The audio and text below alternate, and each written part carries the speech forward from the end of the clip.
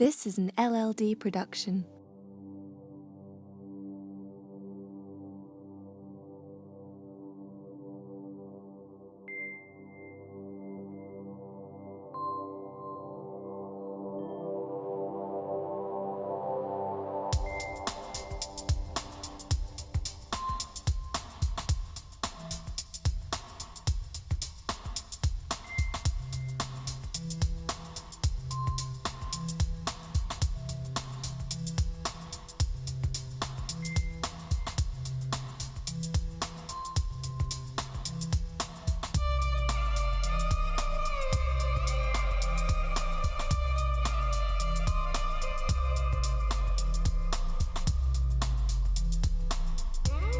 Welcome to this episode of Owlia's Opinions, the new podcast in which we take a better look into the world we love, learn new things, and debate the toughest issues the world has in store. I am your host, Armon Owlia. I am a journalism student here at Drexel University in Philadelphia, and it is time to enter the new School of Thought. First of all, thank you for everyone who's listening to this week's show. Not much word on Season 3 since the last episode. The Demon and I have only really been planning what the show's going to look like and sound like, how we're going to present it to you guys, basic stuff. Recent events, including something I'll be talking about today, have influenced these decisions. Again, the Old School Demon Show will be premiering on YouTube Saturday, January 19th, 2019, the week after the first episode of Season 3 and the official debut of my co-host, The Demon. So let's get down to business, shall we? There are times when you can't even believe the words coming out onto the page because you never thought you'd ever have to write them. This is one of those times. June 8th was a sad day for the field of journalism, food, culture, etc. for one of its major faces and one of the most inspirational voices passed away that day. Anthony Bourdain, to me, was the greatest culture writer who had ever put pen to paper. His shows, No Reservations, that was on the Travel Channel, and Parts Unknown on CNN, took us to places both familiar and unfamiliar, and showed us the history and cuisine of different places, not just through its activities, but through its vast diversity. His lust for life and desire to explore were quite evident and was a huge inspiration for me. In fact, I'd even dare to say that Owlia's Opinions would never be the same without Anthony Bourdain's work. However, during a shooting of CNN's Parts Unknown on June 8th, Bourdain was found hanging in his hotel room in France at the age of 61. First off, my condolences go out to his girlfriend at the time, Asia Argento, his 11-year-old daughter, Ariane, his friends and family, and his colleagues over at CNN. This is so tough to even describe how much this news shocks and stuns us all. Suicide and depression are becoming increasingly common, and as someone who has a deep personal history through family with both suicide and depression, I know how much talking to someone and the proper therapy can help. If you know someone who is suffering from depression or has suicidal thoughts, please, I beg you, call 1-800-273-8255 to reach the National Suicide Prevention Lifeline. It provides free and confidential support 24 hours a day, 7 days a week for people in suicidal crisis or distress. You can learn more about its services, including its guide on what to do if you see suicidal language on social media.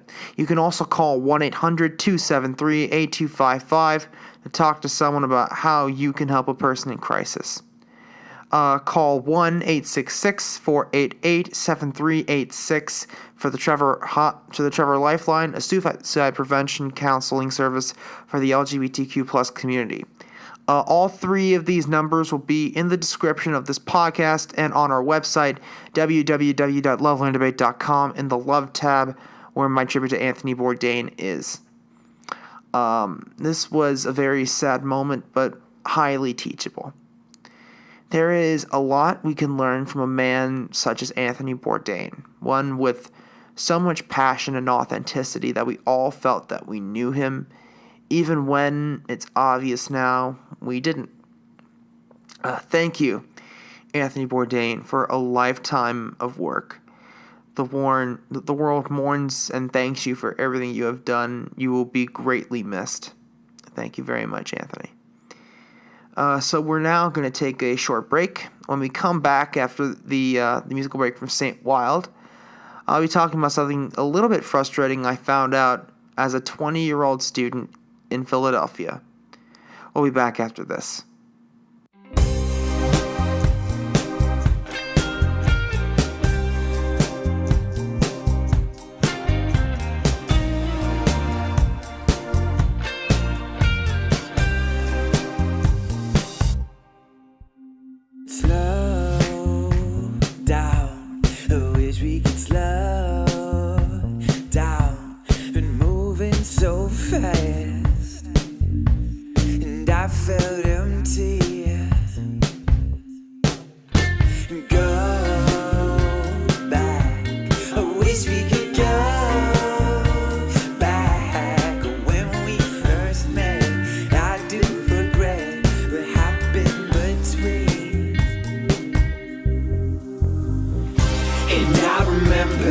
Take you a walk through your mind. You're crazy, baby. I think I've wasted my time.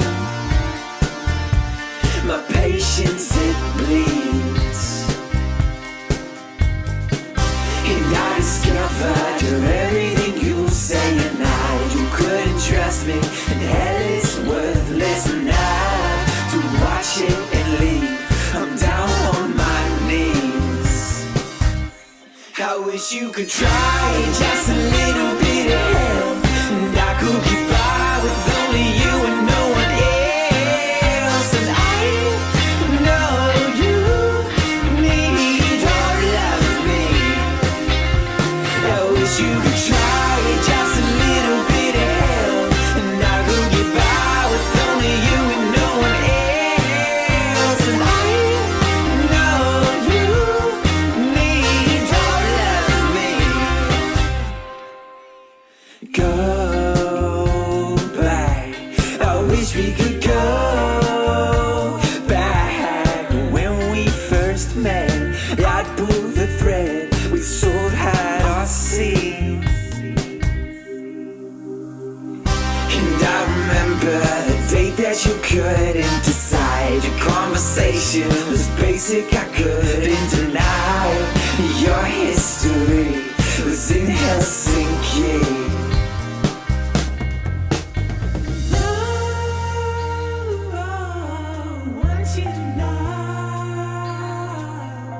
I wish you could try just a little bit of help, and I could get by with only you and no one else. And I know you need all of me.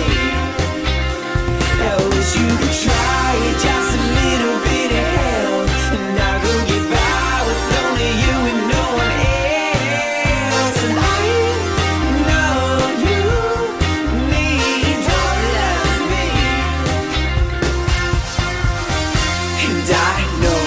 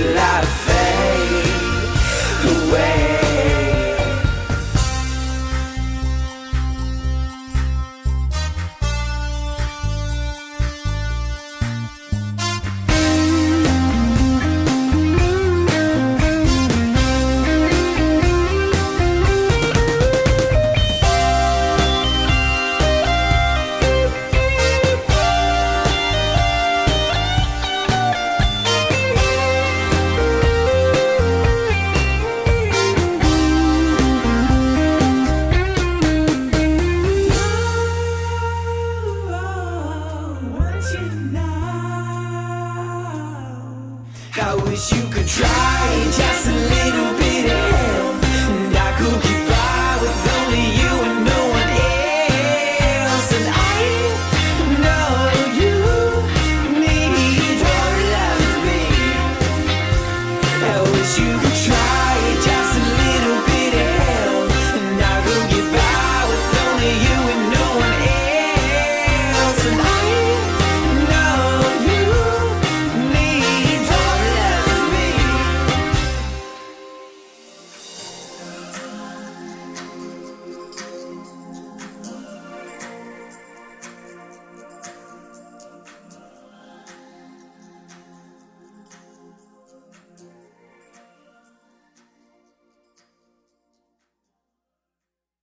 So that was Helsinki by Saint Wild, and in comparison to their first album, I think that this song is a massive improvement.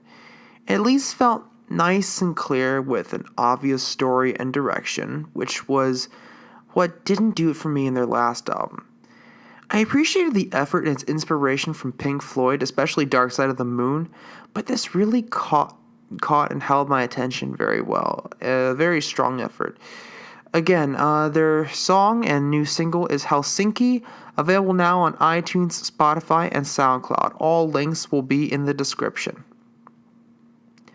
As someone who likes to promote music, I'm aware that arguably one of the best ways to promote is to go to nightclubs where acts are performing and network.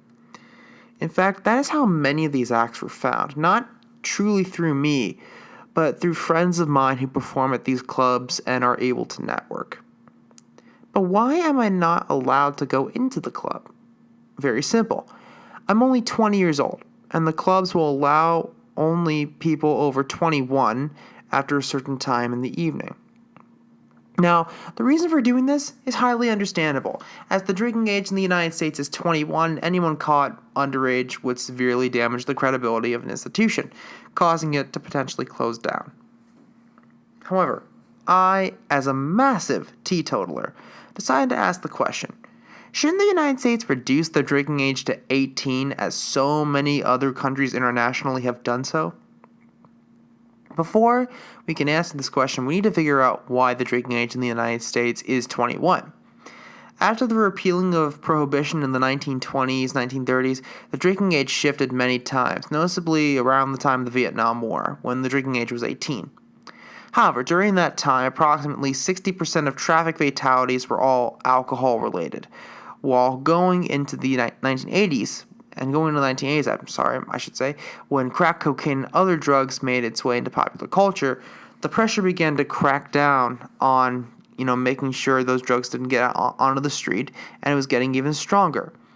So, in 1984, President Ronald Reagan signed into law the National Minimum Drinking Age Act, backed by a group called the Mothers Against Drunk Driving, or MAD as an acronym.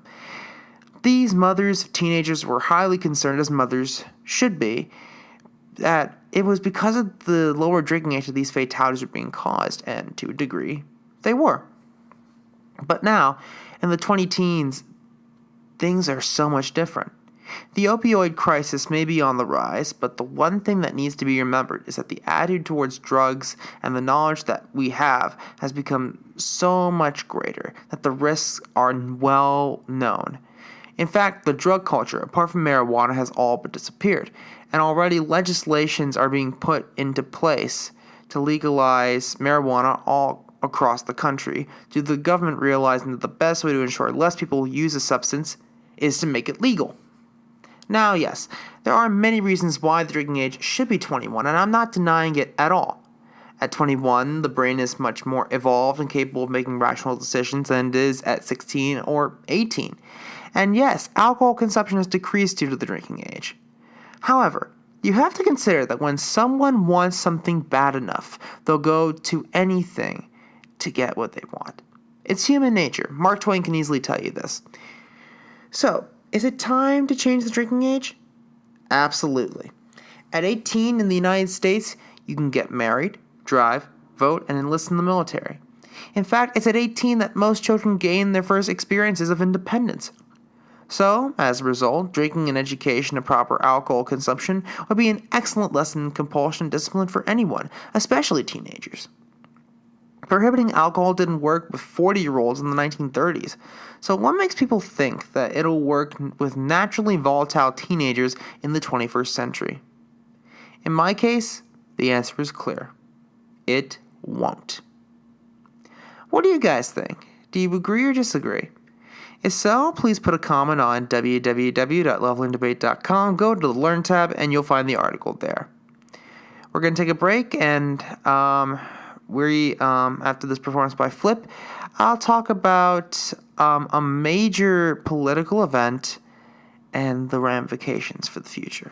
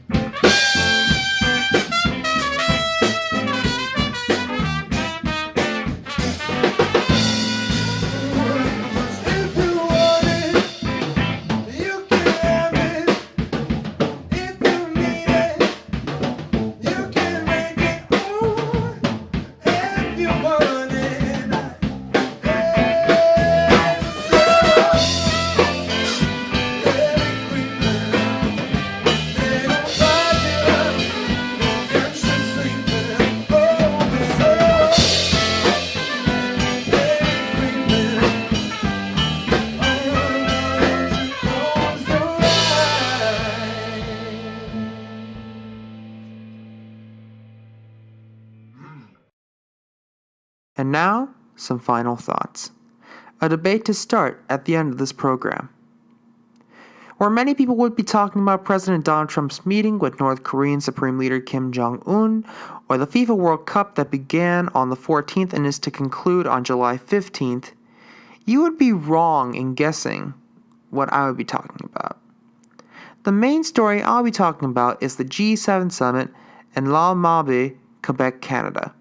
Or rather, the G6+1 summit due to the actions of one Donald Trump.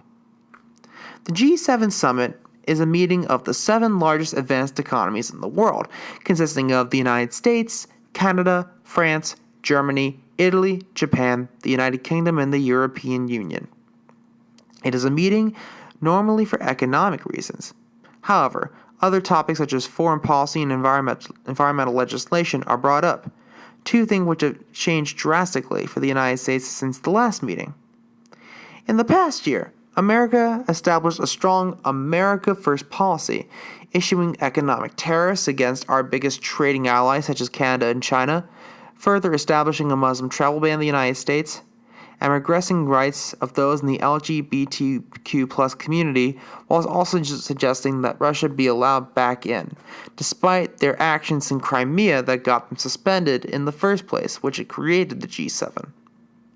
Coming into the meeting, there had already seemed to be a lot of tension between Trump and the rest, with photos and accounts coming out of the meeting which suggested exactly that, as Trump showed up late and left early, skipping out on the discussions of environmental law, amongst other things. In short, this event is one that not only requires concentration, even on subjects that the president is not interested in dealing with, and, as such, despite his advisors listening in, it has become amazingly clear that he does not listen to his advisors. So what is the point? Luckily, other countries such as Germany and Canada are beginning to step up, taking over the place once held by President Barack Obama and the United States. The only question, however, is how long will it stay that way? Or, after Trump leaves office, will the damage be permanently done? Only time will tell. What do you guys think? Do you agree or disagree? Either way, please go to www.lovelearndebate.com, click on the debate section and respond, please. And while you're at it, don't forget to like us on Facebook by going to www.facebook.com/LoveLearnDebate. Follow us on Twitter @LoveLearnDebate. Follow us on our Instagram page @LoveLearnDebate. And even subscribe to the podcast on SoundCloud or iTunes Podcast. My thanks to Omila Rejani for the graphics and show soundtrack, Imogen Aiken and Hilary Lau for their tremendous generosity in lending their voices, and Saint Wild and Flip for their musical contributions. That's it for this week. I'll see you guys in 2 weeks, ready to go. Thank you guys for listening, and until next time, keep loving, keep learning, keep debating. We'll see you next time in Olia's Opinions. Goodbye.